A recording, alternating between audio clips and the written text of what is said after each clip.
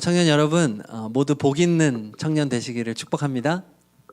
네. 그런데 예수님이 지금까지 8가지의 복을 말씀하셨는데, 지금까지 쭉 4번의 설교를 통해서 나누어 보았듯이 참 우리의 예상과는 달라요. 마치 세상에서 복이 아닌 것을 나열하는 것처럼 주님은 말씀을 하고 있었죠. 마음이 가난한 사람이 복이 있다. 또 애통하는, 슬퍼하는 사람이 복이 있다.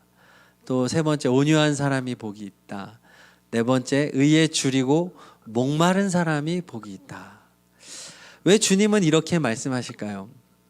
주님은 이 세상에 속한 분이 아니기 때문에 그렇습니다. 주님은 온 세상을 창조하신 분이시고 온 세상 위에 계신 분입니다. 세상 사람들은 다 이 세상 속에서 살아가고 이 세상이 전부인 것처럼 살아가기 때문에 이 세상 안에서의 복을 누릴 수 있는 것을 복으로 여기며 살아갈 수밖에 없지요. 그러나 우리 믿는 사람들은 이 세상을 넘어선 세상, 그리고 영원이라고 하는 시간 속에서 우리는 살아가기 때문에 복이 다를 수밖에 없는 거죠. 길면 100년 사는 인생 가운데 이 세상에서 누릴 수 있는 복이 무엇이겠습니까? 건강, 오래 사는 거, 돈 많이 버는 거, 취업하고 결혼하고 아이 낳고 뭐 이런 거죠. 캠핑 가고 해외여행 가고 뭐 이런 행복이죠. 그건 이 세상을 전부라고 생각하면 그게 복이에요. 그러나 우리 주님은 그 모든 것을 초월해서 100년이 아니라 영원, 무한한 삶을 기준으로 우리에게 짧은 인생을 어떻게 살아가야 되는지 말해주기 때문에 복의 내용이 완전히 다른 거예요. 그리고 팔복이라고 해서 8가지의 복인 줄 알았지만 사실은 복이 있는 8종류의 사람에 대한 이야기예요. 그리고 그 복 있는 사람이 결과적으로 얻는 것이 몇 개 안 됩니다. 그 대표가 뭐냐면, 마음이 가난한 사람은 복이 있으니 무엇이 그들의 것입니까? 하늘나라, 천국. 하늘나라가 그들의 것이다. 주님이 우리에게 약속한 복은 사실은 거의 다 천국으로 시작이 돼요.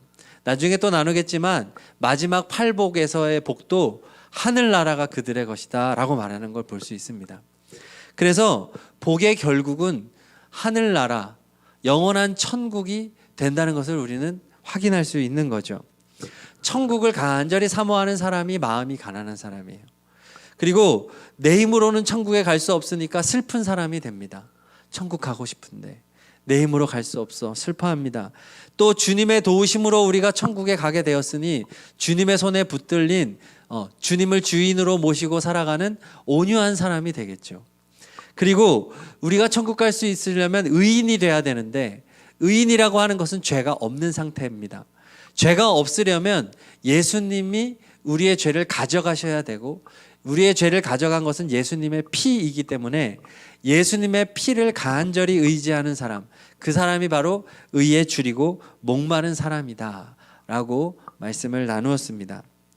자, 오늘도 우리가 진정으로 복으로 여겨야 되는 것이 무엇인지, 또한 어떠한 사람으로 살아가야 되는지를 깊이 생각하면서 5번째 복을 나누려고 합니다. 우리 5장 7절을 우리 다 함께, 본인의 성경도 괜찮고 또 앞에도 있습니다.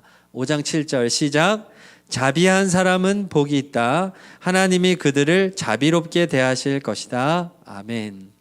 개역개정에 보면은 긍휼히 여기는 자는 복이 있다 이렇게 되어 있습니다. 긍휼, 자비 같은 말이죠. 자비가 뭘까요?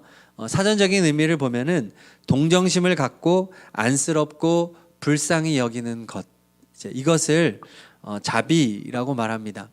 앞에 띄울 수 있나요? 눈으로 보면 조금 더 편할 것 같은데, 자비는 동정심을 갖고 안쓰럽고 불쌍히 여기는 것입니다. 그냥 쭉 갈게요.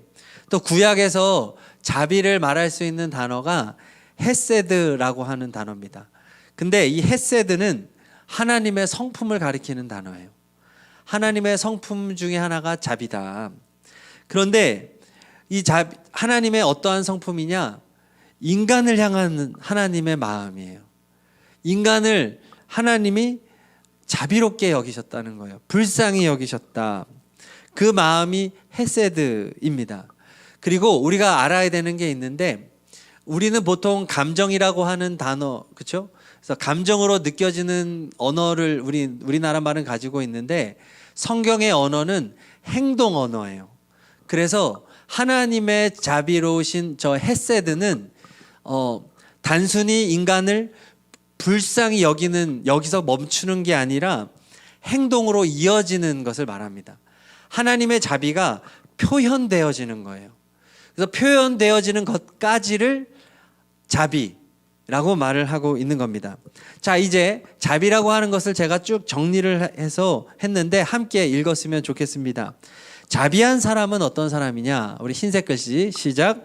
하나님의 마음으로 다른 사람에 대해서 깊은 이해심을 가지고 그들을 위해 슬퍼하고 애통하는 감정적인 마음을 가짐과 동시에 그들을 위해서 실제적인 도움을 베푸는 행위를 하는 사람. 그럼 정리되시나요? 아주 극도의 불쌍히 여기는 마음을 가지고 실제로 그들에게 도움을 베푸는 것까지가 자비, 긍휼이라고 하는 단어라는 것입니다. 자, 그리고 우리가 여기서 알아야 될 게 있는데, 자비는 매우 강력한 힘을 가지고 있다는 겁니다. 힘. 자, 생각해 보세요. 하나님이 외아들을, 하나밖에 없는 외아들을 이 세상에 보내셨을까요? 그것도 인간의 모습으로, 정말 비참한 인간의 모습으로 보내셔서 십자가에 그 아들을 죽일 수 있을까요? 하나님이 왜 그랬을까요? 하나님 마음에 있는 헤세드 때문인 거예요. 하나님 마음에 있는 이 자비가 얼마나 강한 힘을 가지고 있는지 하나님의 행동을 조정한 거예요.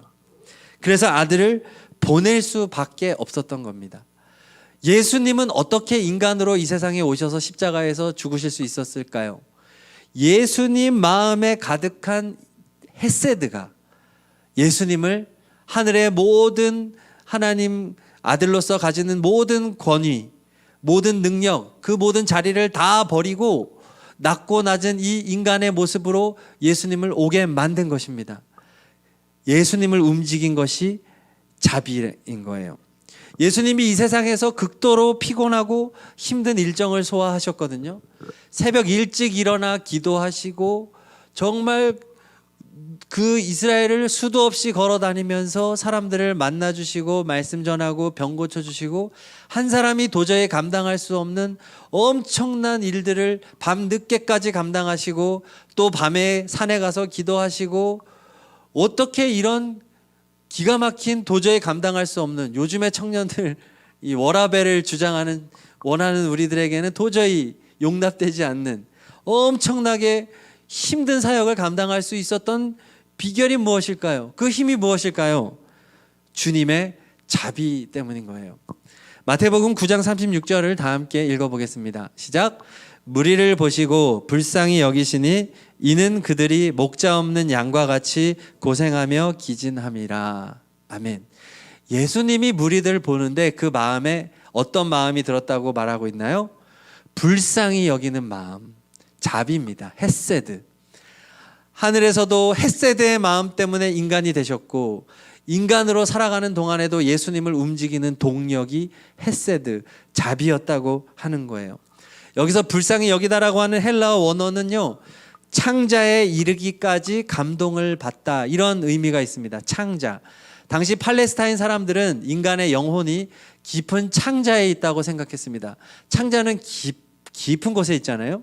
그래서 사람의 마음 깊숙이 있는 이 창자가 떨리기까지 불쌍히 여기는 마음이 바로 이 자비라고 하는 거예요.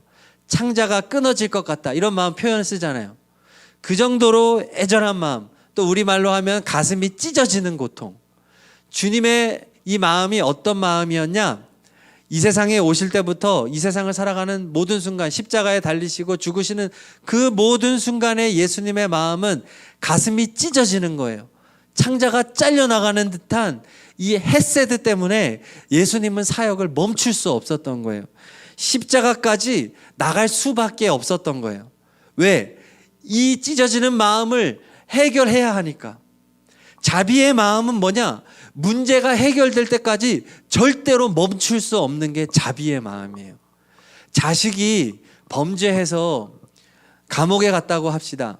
그러면 부모의 마음이 바로 이 헤세드의 마음이 드는 거예요. 내 자식의 죄에 집중할까요? 내 자식이 어떠한 죄를 져가지고 말이야 여기에 집중할까요? 아니죠. 이 아이가 지금 감옥에 있다고 하는 것, 이것에 집중하는 거죠.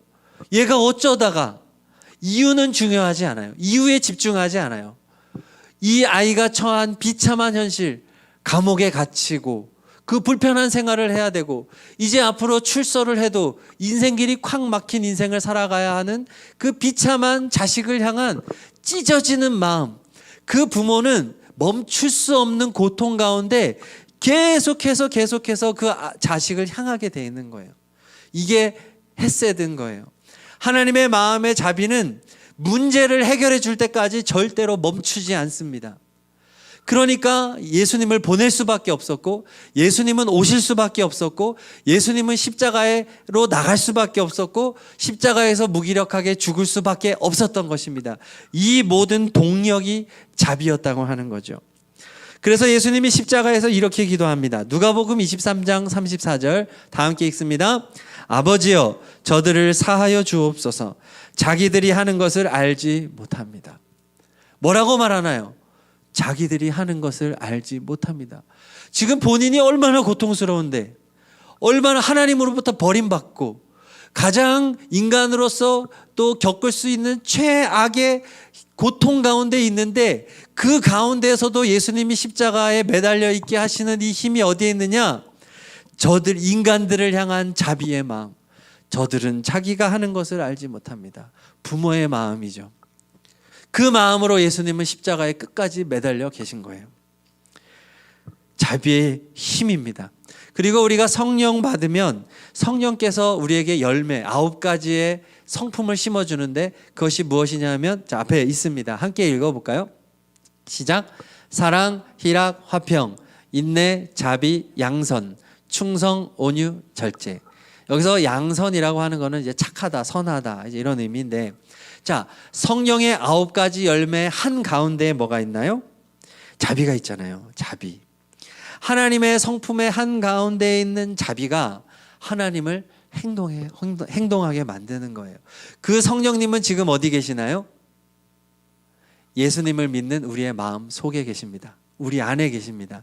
믿으십니까? 성경이 그렇게 말하고 있어요. 여러분들이 지금 예수님을 주님으로 고백하고 있다면 성령님은 지금 여러분 안에 계세요. 성령님은 여러분 안에서 무슨 동력으로 일하실까요? 자비의 힘으로 일하십니다. 여러분 안에 들어가시면 우리의 영혼이 얼마나 추악해요. 우리의 영혼이 얼마나 고통 중에 있어요. 그렇지 않나요? 우리가 얼마나 많은 고민과 고뇌와 또 죄를 짓고 하나님이 원치 않는 삶을 사는 것을 알매도 불구하고 죄를 버리지 못하기도 하고, 이렇게 정말 더럽고 추악한 우리 안에 성령이 계실 수 있는, 그리고 절대로 떠나지 않으시는 이 힘이 어디 있냐 말이에요. 자비에 있다고 하는 거예요. 자비. 자, 그렇습니다. 자비는 하나님을 움직이는 힘이에요. 이 세상 그 어떤 힘보다 강한 힘은 바로 자비의 힘입니다. 자비는 그 원하는 목표를 달성할 때까지 절대로 멈출 수 없는 것이 자비입니다. 끊어지는 그 마음을 가지고 계속해서 나아가게 만듭니다. 청년 여러분에게 제가 질문하고 싶습니다. 여러분이 지금까지 인생을 살아온 힘이 무엇입니까? 무엇이 여러분의 삶을 여기까지 인도하셨고, 여러분이 무언가에 열심을 내고 있다면 그 동력, 원료가 무엇입니까? 많은 사람들, 세상 사람들의 원료는 돈의 힘입니다. 돈이 목표예요. 돈이 있으면 뭐든지 할 수 있으니까. 그래서 돈의 힘을 위해서 돈을 원료로 살아가고 돈을 불태우며 살아갑니다. 어떤 사람은 분노의 힘으로 살아갑니다. 내가 복수할 거야. 내가 반드시 갚아줄 거야. 늘 화 속에 살아가는 사람이 있어요. 그러나 인생을 살아가는 많은 동력들이 있고, 어떤 사람은 인기를 위해 살아가기도 하고, 많은 사람들이 각자의 동력을 가지고 살아가지만, 오늘 성경은 우리에게 말하는데 누구에게 복이 있느냐? 자비의 힘으로 살아가는 사람이 복 있는 사람이다 라고 말하는 것입니다. 자비가 이제 무엇을 끌고 가느냐? 첫 번째로는요, 교회를 이끌고 갑니다. 자비는 교회를 이끌고 가는 힘이에요. 우리가 교회에 또 모든 사역들이 있지 않습니까? 선교도 하고 또 교회 학교 아이들 교육도 하고 봉사도 하고 우리 지역사회에 좋은 일도 많이 하고 이런 교회가 많은 일들을 하고 있는데 성도들이 도대체 무슨 힘으로 시간과 돈과 마음을 바쳐서 이 일을 할 수 있을까요? 자비의 마음 때문에 하는 것입니다. 여가 생활이 아니에요. 우리 주변에 불쌍한 사람들이 너무 많거든요.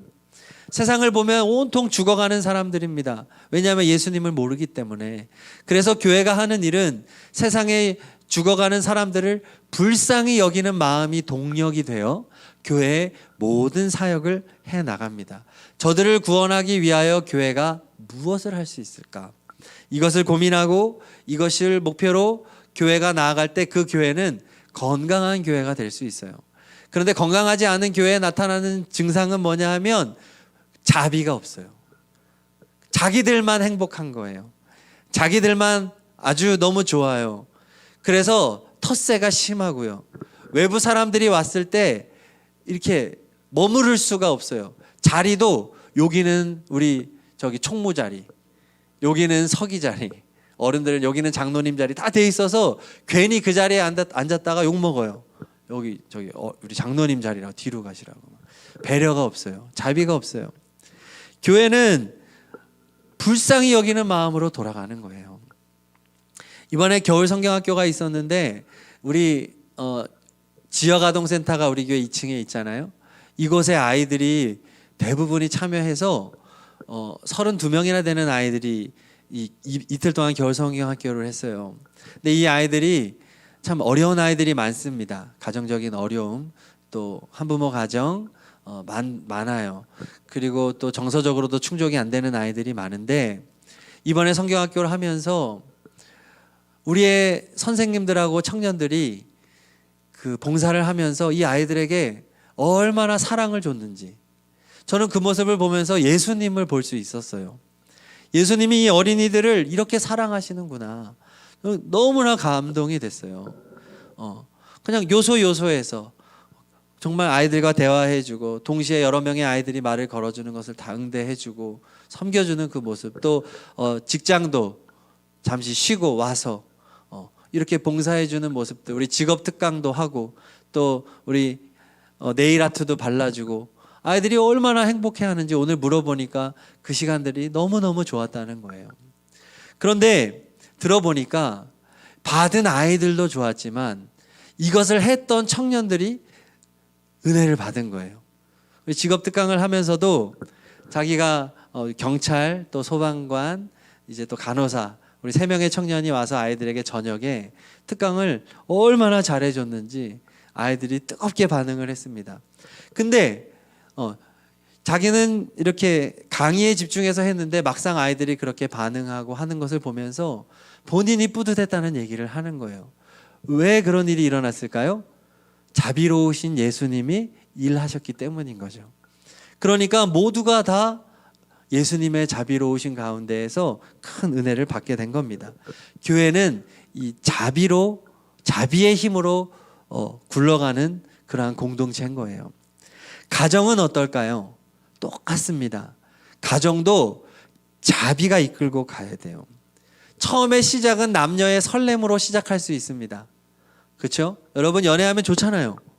얼마나 설레요. 처음에 얘랑 과연 사귈 수 있을까? 또 사귀게 됐을 때의 기쁨, 손도 잡고 함께하는 시간들 얼마나 좋아요. 그러나 결혼하고 가정을 이루고 이제 우리 두 분 4월에 이제 결혼하고 가정을 이루면 무슨 힘이 이제 이 가정을 이끌고 갈까요? 설렘이 아닌 거예요. 자비로 가는 거예요. 제가 결혼 10년 차인데 긴 시간은 아니지만 제가 부부 생활을 유지하는 비결이 이 자비에 있다는 것을 깨달았습니다. 처음에는 이렇게 설렘을 채워달라고 많이 요구를 하는데 시간이 지나가면 그게 아니라 부부가 서로를 불쌍히 여기면 되더라고요. 서로가 불쌍해지면 다 해결됩니다.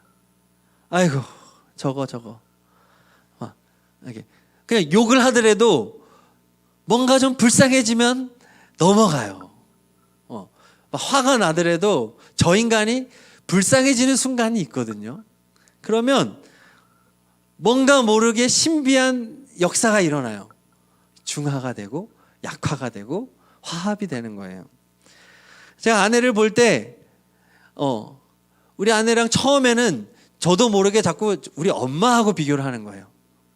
어머니들은 얼마나 희생적이에요. 그렇죠? 또 저의 어머니 연배 때는 대부분이 다 희생적인 삶을 많이 살았는데, 그러니까 처음에는 저도 모르게 자꾸 아내를 우리 어머니하고 자꾸 비교를 하니까 이게 안 좋은 습관이죠. 근데 제가 평생 본 여자가 어머니였으니까 저도 모르게 자꾸 어머니랑 비교를 하면서, 그러니 뭐 엄마는 능력치가 얼마나 높아요.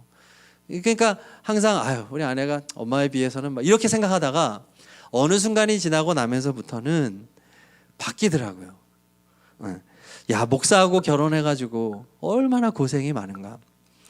자기의 꿈도 펼치지 못하고 애는 셋이나 나가지고 얼마나 고된 인생을 사는가. 남편은 집도 안 들어오고 하나님의 일을 한다고 하면서 가정은 거의 돌보지 못하는 이 남편과 함께 사는 것이 얼마나 힘들까. 우리 아내 참 불쌍하다. 이 마음이 오면 되더라는 거예요. 그러면 제가 아무리 피곤하게 밤에 들어가도 아내를 돌아보게 되는 거예요. 어디 오늘 어땠어? 뭐 어디 아픈 데는 없어? 또 마사지도 좀 해주고 풀어주고 또 대화도 좀 해주고, 이렇게 불쌍하면 되는 거더라고요. 저희 아내도 마찬가지. 우리 신랑 참 불쌍하다. 목사하느라고 이 인간이 청년들 앞에서 착한 척하느라고 얼마나 고생이 많을까. 불쌍하다. 뭐 이렇게 하면 되는 거예요. 불쌍하면. 부모도요, 자식이 불쌍하면 되더라고요. 야, 쟤도 참 고생이다. 아이고, 쟤도 이 험한 세상 어떻게 살아가냐. 이러면 되더라고요. 그 반대로 자식도 부모가 불쌍해지면 그 가정은 돼요. 자비는 굉장한 힘을 가지고 있다는 거예요. 이거 엄청나요. 또 세 번째, 자비는요, 직장을 이끌고 가는 힘입니다. 여러분, 이게 정말 힘든 건요, 사람을 상대하는 거예요. 일도 일이지만 상급자의 갈등 미치죠.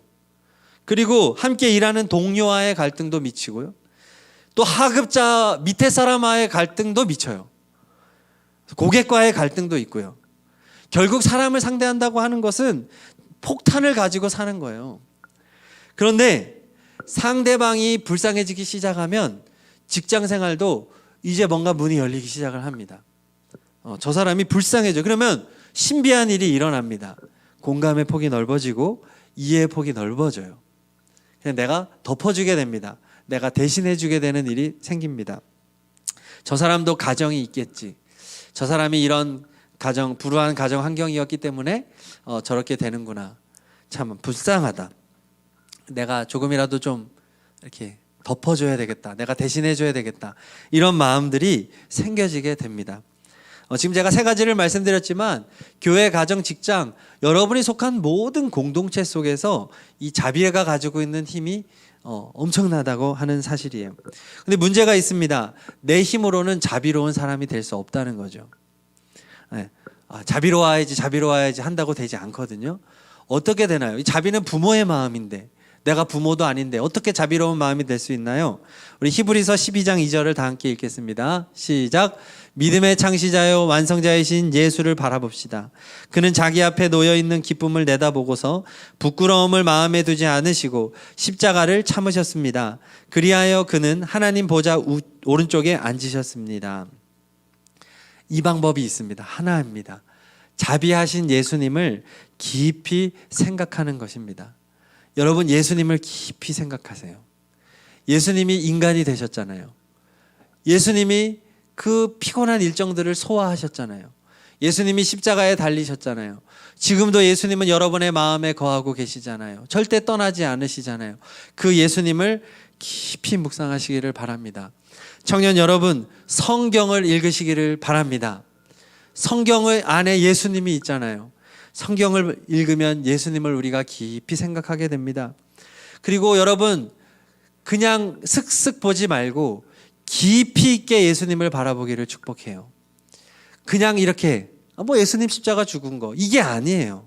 어떤 마음이었을까? 주님은 그 어려운 순간을 어떻게 견딜 수 있었을까? 어떻게 하나님이 인간이 될 수 있었지? 생각하는 거예요. 깊이 생각하면 주님의 마음이 내게 깊이 다가옵니다. 그러면 어느 순간 예수님의 그 자비가 내 마음을 점령하게 되는 역사가 일어나요. 주님이 내 마음을 점령하면 이 자비가 이제 나를 움직이기 시작합니다.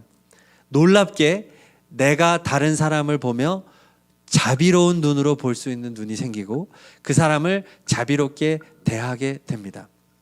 제가 군 생활을 잘 못했어요. 저를 괴롭히는 선임들이 많았고 제가 자살 관심 사병이었대요. 저는 몰랐어요. 제가 표정이 되게 안 좋고 저는 날라차기 당하고 맨날 뒤통수에서 욕먹고 아시는 분들은 느꼈겠지만 제가 사회성이 좀 떨어져요. 지금 뭐 안 그런 척 하는 거예요. 저는 되게 소심해요. 그런데 군대에서 제가 그렇게 자살 관심 사병이었는데 제가 군대에서 예수님을 많이 의지할 수 있었어요. 교회만 가면 저는 하염없이 울었어요. 쪽팔린 거 없었어요. 그냥 교회 가면 예수님을 저는 얼마나 바라봤는지 몰라요. 제 유일한 위로의 대상이었던 주님을 엄청나게 바라봤어요.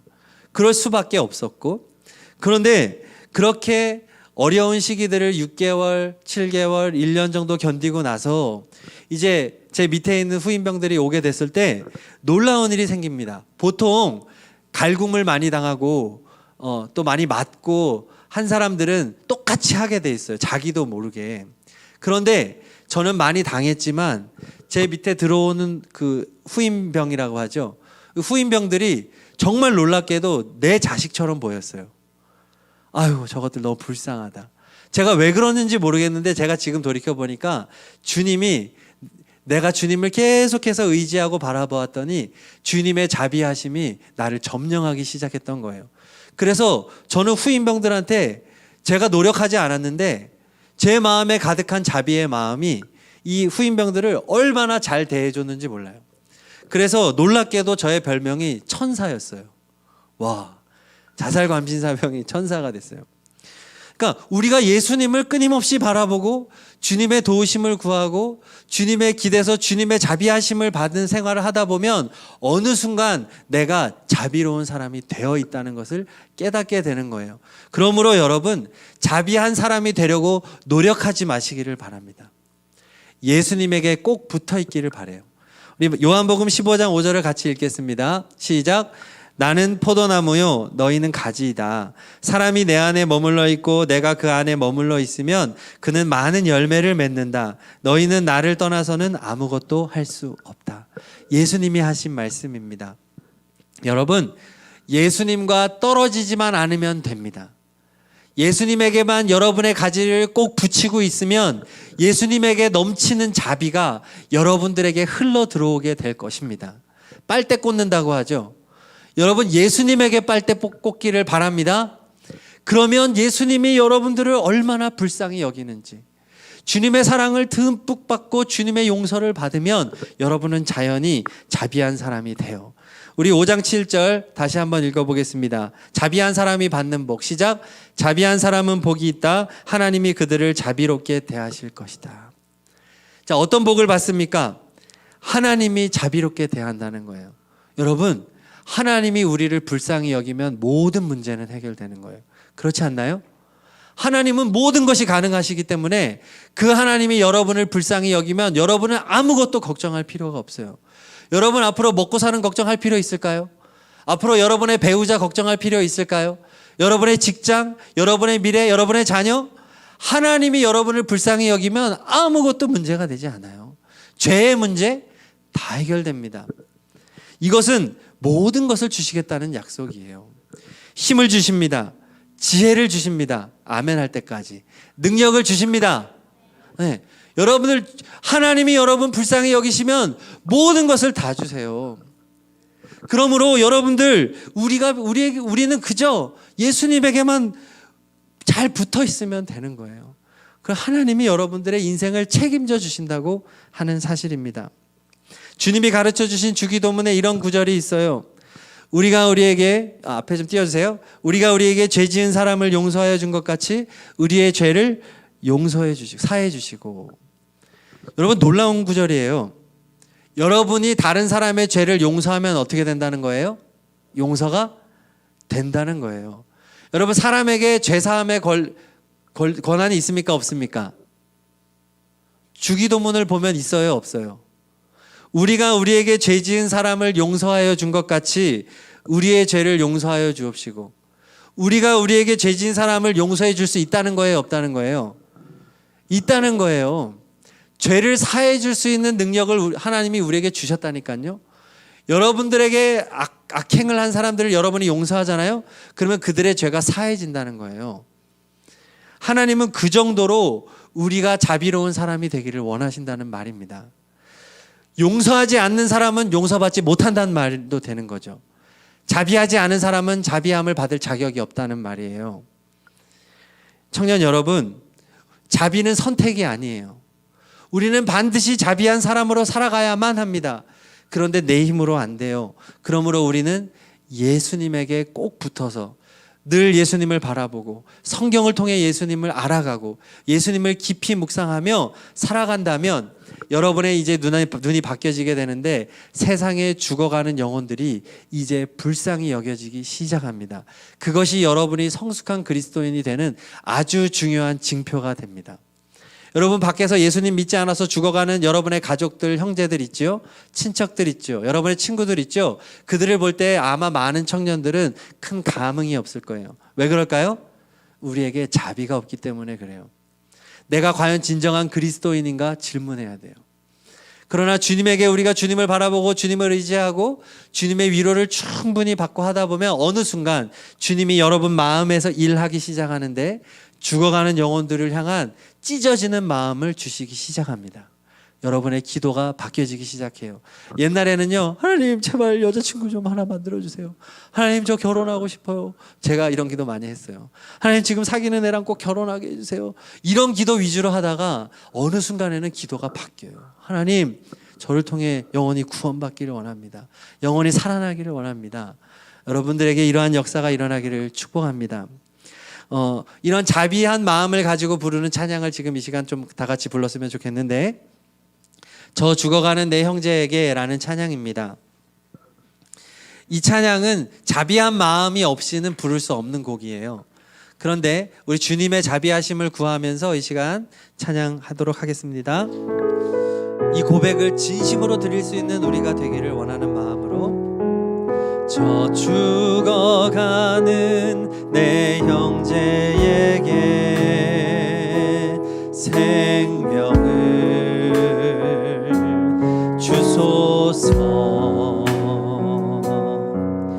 흑암의 권세에 매여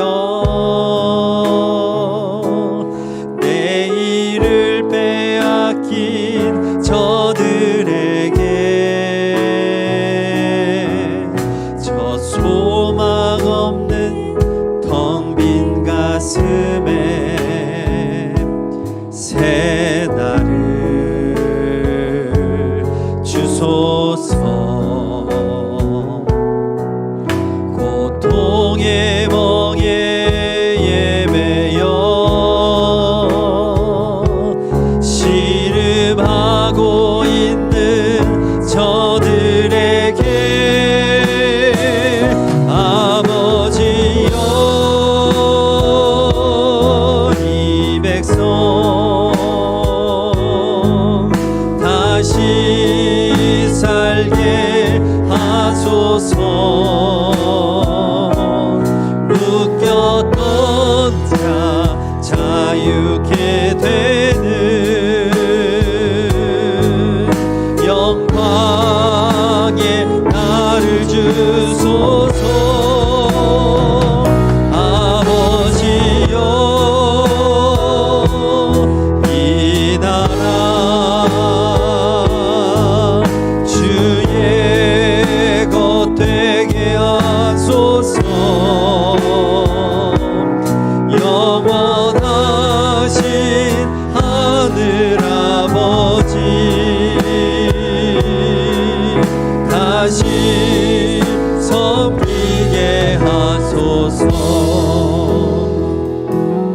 기도하실 때 우리를 불쌍히 여기셔서 우리를 구원하신 자비의 하나님 아버지, 나도 예수님의 마음처럼 자비한 사람이 되길 소망합니다. 다른 사람들을 향한 자비의 마음을 채워주셔서 용서하고 이해하고 덮어주게 하소서. 우리 다 함께 3분 동안 기도하겠습니다. 하나님 아버지, 우리의 청년들이 자비한 사람 되어 복받게 하여 주옵소서.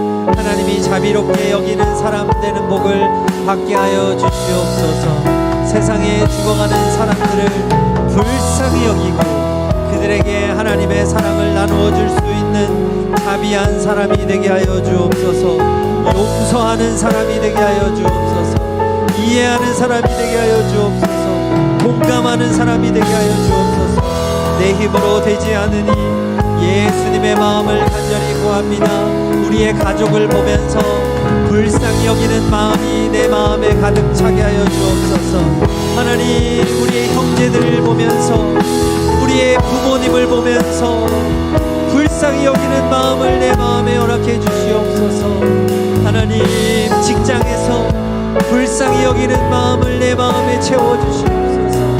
하나님, 공부할 때 우리의 만남의 모든 장소에서 자비한 사람으로 살아갈 수 있는 은혜를 우리에게 허락하여 주시옵소서. 아버지, 우리가 이기적인 삶을 살아가고 있으니 자비로운 사람이 될 수 있도록 도와주시옵소서. 아멘. 예수님의 이름으로 기도드립니다.